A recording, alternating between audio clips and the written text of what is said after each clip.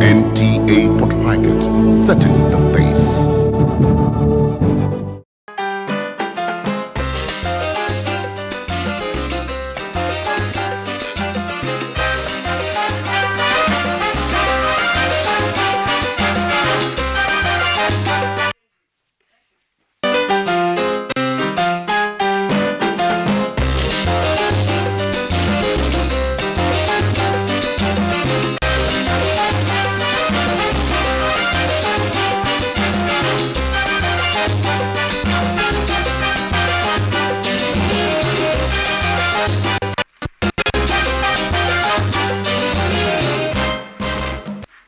Hello and welcome to NTA Port Harcourt Network Center. This is another Friday. We bring you highlights, an interesting current affairs program on this channel. Across the city of Port Harcourt and environs, the appearance of black suit has been a major concern to the residents, not only by posing environmental but also health challenge to the people. While a number of the population may be unaware of the consequences, many concerned citizens are calling for investigation into the source of the current black soot which is affecting the residents. The source of black soot has been scientifically identified to be the byproduct of burning of fossil fuels. Soot enter the environment either as solid particles or gas.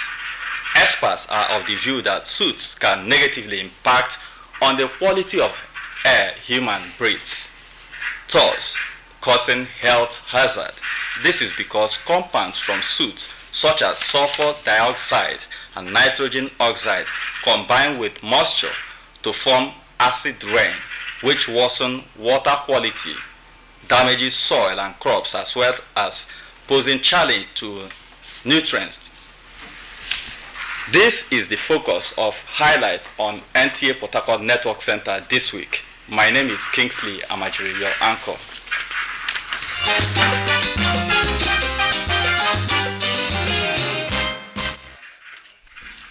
I have with me in the studio two gentlemen who will be driving this discussion. On my immediate left is Professor Emeritus, Professor Dago Fubara of the University of Science and Technology, Port Harcourt. Professor Fubara, you're welcome to the program. Thank you. Good morning, viewers. Also with us in the studio is Dr. John Danagogo, is the Medical Director of St. John's Clinic. Dr. Danagogo, you're welcome to the program. Thank you very much, and welcome, viewers.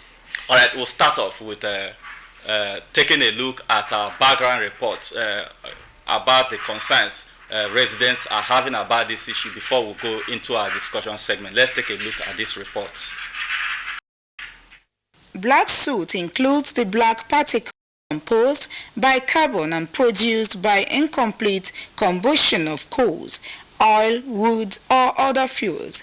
Soot can consist of acids, chemicals, metals, or soil and dust, and the particles are extremely tiny in powder form. According to refiners, soot is the byproduct of the burning of fossil fuels, which is not environmentally friendly. It's damaged a lot of things like our clothes. I will say the environment has been polluted. And for the fact that the environment has been polluted, your home has been polluted. Nobody knows what is the extent of the damage that has caused to the health of the citizenry. And nobody knows what should be the remedy. Where is this coming from? Nobody knows, nobody cares. My advice would be that I'm glad that the state government has made some official statement about it. I think that some sort of third-party arrangement should be on ground where the state should arrange for an independent environmentalist to investigate and so that we can know what is actually the cause of this. General Manager, Port Harcourt Refining Company, Dr. Dalfred, blamed the appearance of BLACKSOOT on illegal oil activities by bunkers and vandals. To avoid this ugly situation, the Rivers State House of Assembly recently mandated the House Committee on Environment to check the activities of companies operating in the state and their level of compliance to environmental laws. I want to say that the ministry should, as a matter of urgency, carry out an investigation to know which company is polluting our environment. Research has shown that many premature deaths are directly related to soot in the environment, and so residents of Port Harcourt are calling on relevant stakeholders to check the activities of oil companies in the region. You're welcome back. This is NTA Weekly Current Affairs Program Highlight, and our topic of discussion is the rising concern over BLACKSOOT in Port Harcourt and environment. We'll start our discussion program with Professor Emeritus Daugo Fubara. For you, how concerned are you about this BLACKSOOT, given what the people are saying? Well, first of all, the people shouldn't be talking about how it damages clothes. If we do not resolve, I'm sure the doctor will tell you, if we do not quickly resolve this issue of BLACKSOOT pollutants in the air, then it will itself dissolve us by self-inflicted genocide on human beings, animals, plants, and the soil. You talk about genocide. What do you intend conveying? What is the message? Genocide is the mass killing of a group of people by either political problem or by health problem. No, I mean, are you saying that this BLACKSOOT could result to that? Well, when the doctor tells you the impact of this BLACKSOOT and the chemical composition they have found, and what it will do as we inhale the thing inside our body, what it will eventually do, I don't want to preempt him because he'll tell you. But I tell you something, the problem is not just in Port Harcourt. Last week, Saturday, I was at Opobo town, and my amenable King Dandison Douglas, sitting by me at a program, took his white handkerchief, put in his two newsreels and brought out and showed me. Said, Prof, what are you people doing about this? Those real thick black smoke. So it's not Port Harcourt environment problem. And you're talking about the problem is not just acid rain. We don't have water in most of our rural localities. They drink rainwater. Because for most of the Niger Delta thing, when even you drill borehole, the water you get is not drinkable without massive cost of using chemicals to purify. So our people are drinking this water. The doctor will tell you the cumulative effect of inhaling the thing and drinking the water on human health, that it will, I'm not making the prohibition. All right, Dr. Danagogo, what is your thought about the prevalence of BLACKSOOT in Port Harcourt and communities beyond Port Harcourt? It will increase morbidity and mortality, that is death rates and the rate of people getting sick in Rivers State and the Niger Delta. The rate of cancers are already high. You see a lot of women coming up with different types of cancers. Then the rate of respiratory tract infections, the pneumonias, the bronchitis, bronchiectasis, hay fever, asthma, will get worsened. And then skin diseases, all sorts of allergies, you don't know how they started about. You just stay and you start seeing your skin itching you. It happened to me personally. One evening, I was just climbing upstairs, and the next thing I saw, something just splashed on my face. And then the next thing, all over one side of my face was itching. Thank God I'm a doctor and I had this aloe vera cream. I have to apply it. Even then it didn't go down well. I have to take another bath and then reapply before I got myself. Then also, you see a lot of young men below 40 getting gray hairs. They are graying. It shows you massive degeneration of the internal system. It's not just external. These are reflections of what is happening inside the body. Then you see a lot of people coming up with liver diseases because whatever you take in, like water, like Professor said, the first organ that will take care of the chemical substances there, like the residues and co, the petrochemical, the sulfur dioxide and the carbon monoxide you mentioned, is the liver. And the liver cannot take care of these substances because they are inorganic, they are petrochemical substances. It's not what the body is used to, like carbohydrate, amino acid, and fatty acids. So the liver will run into problem, will have a series of hepatitis. And then when the liver cannot take care of this thing, it pushes it to the kidney because they are excretables. And we also have a lot of kidney diseases, failures, and cancers. So generally it will lead to increased debility, that is sicknesses, and then mortality. And finally, it will lead to increased reduction in our lifespan in the Niger Delta area. Okay, so the federal government have to come in, not just the state government. How much does River State government has? The federal government have to come in, because if not, what Prof said about mass self-inflicted genocide is true. Every day when I wake up in the morning, if my car is unwashed that morning, you see suits all over the place, all over the car. Just overnight, everything is black. It means the quantity of these suits we are absorbing is enormous. Now people are talking of bunkering, local refinery, illegal refinery, flaring of gases by petrochemical and petroleum company, drilling companies, and some industries that are creating pollutants, and the high usage of generators.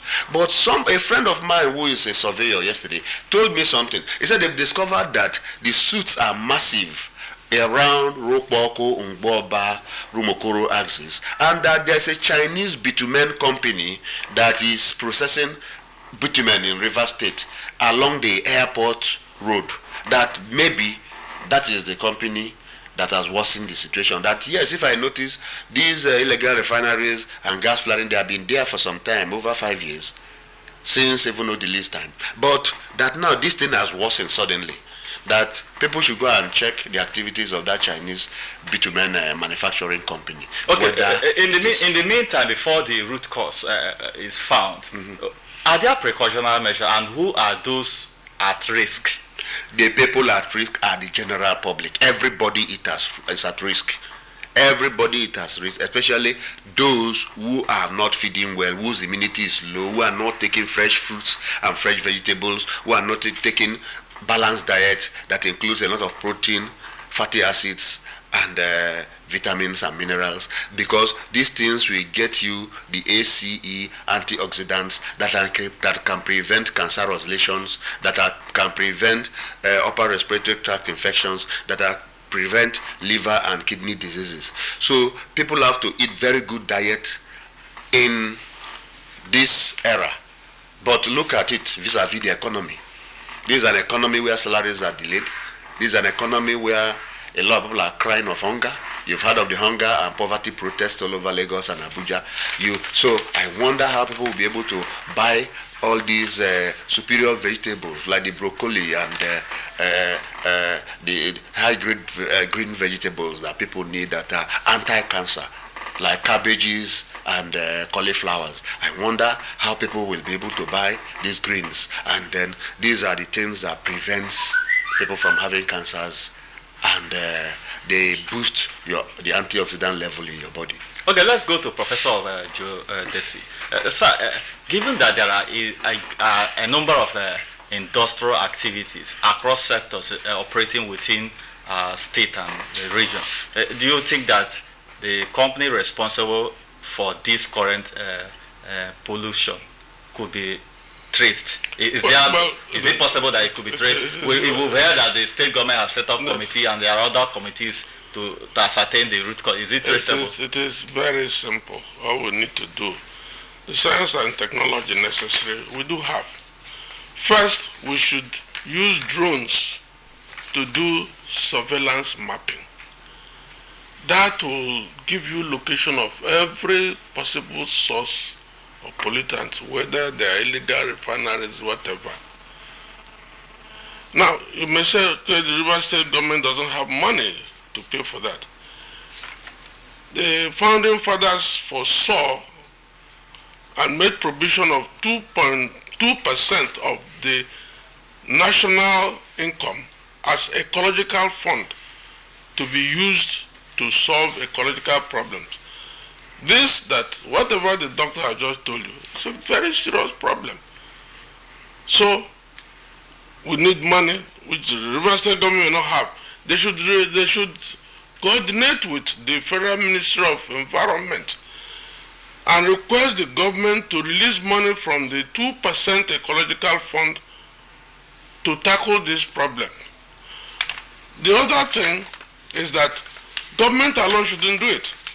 All you just need to do is to make a law, both federal and state law, that every source of pollutant, and we know this is hydrocarbon source, must put in place air pollution quality monitoring device at their own cost as a basis for operating the thing.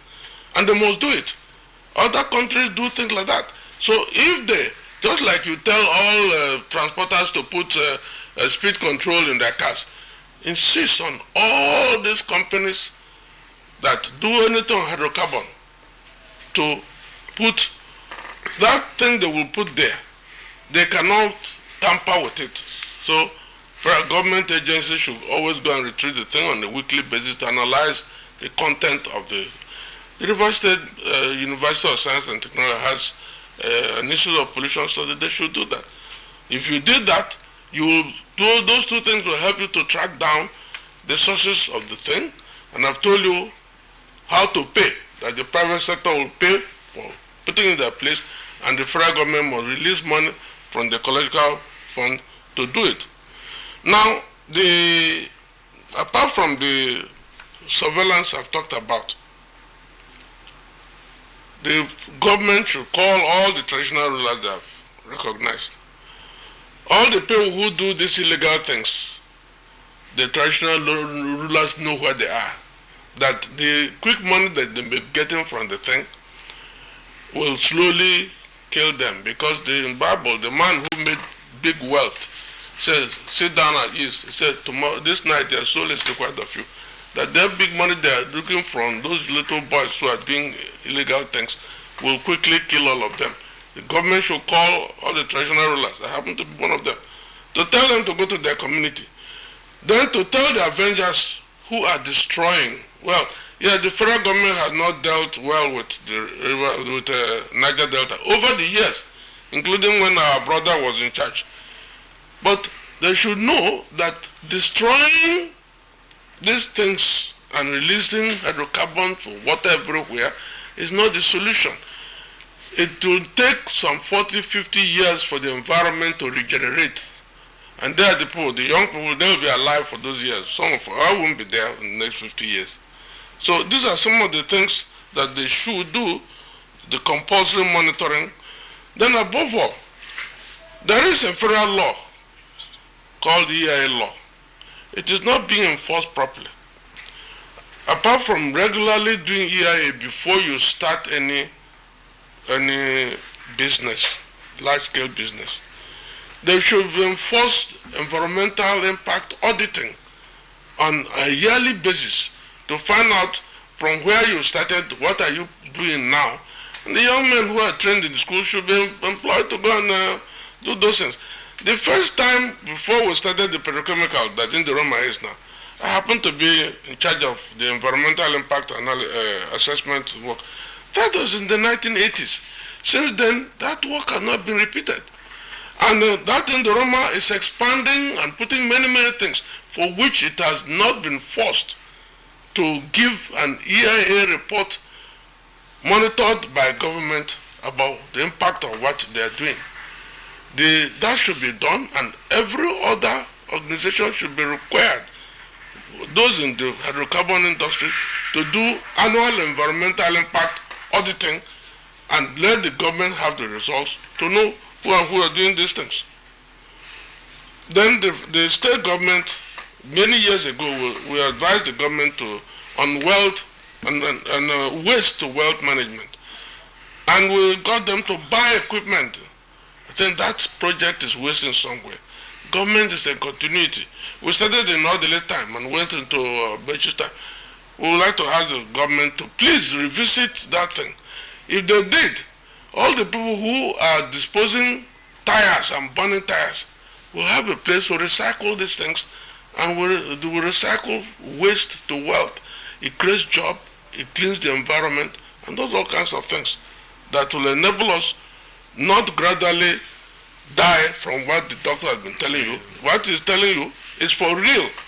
So forget about the clothes that are dirty. You can only replace clothes, but you cannot replace a liver. You can replace a kidney. And we will gradually die. Okay, doctor, talking about health and environmental implication of this, how best, aside from what one eats, are there equipment or facility one could use to protect oneself in this time, that pending when solutions are found? And the second question, water is a major issue that have been affected. How do the citizenry manage these issues? Firstly, there used to be a gas flaring law. Gas flaring was supposed to have been prohibited in this country, but they keep on extending and extending it. Had they been most of these platforms where gases are flared in the oil companies have been shut down, and the gases that are flared have been converted to energy or whatever product that they do abroad, maybe this problem would have been lessened, because all these things are cumulative impact that we are now experiencing. Then secondly, coming back to what you do, once you notice that you are having upper respiratory tract infection, that is, you're coughing, having catarrh regularly, you can't breathe well, first of all, you go and see your doctor. Then secondly, you take a lot of vitamin C, and vitamin C containing fruits like oranges, pawpaw, banana. You make sure at least every day you take at least 1 or 2 types of fruits. We are not in this climate used to taking fruits. We are used to our gari and fufu and bread. But I mean, we have to have a change of heart if we want to live longer.